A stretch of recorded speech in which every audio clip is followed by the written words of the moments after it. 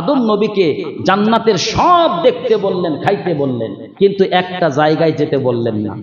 ওয়ালা তাকরাবা হাদিহি শাজারা, আদম যা মন চায় খাও, পান করো, জান্নাত ঘুরে দেখো, সব তোমার, কোনো মানুষ নাই এখানে, শুধু তোমাকে দিয়ে দিলাম।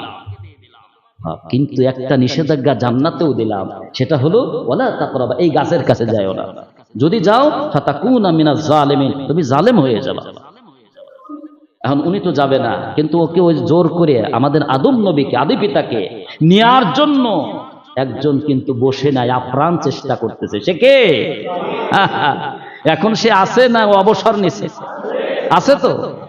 আমরা যখন সঠিক পথে না যাইয়া বেকা পথে থাকি, সঠিক দাওয়াত পরেও মনটা বেকার দিকে যেতে চায়, আসলে ওইটা আমরা যাচ্ছি না, ওই বেকার রাস্তায় আমাদেরকে নেয়ার চেষ্টা করতেছে একজন। সে কে?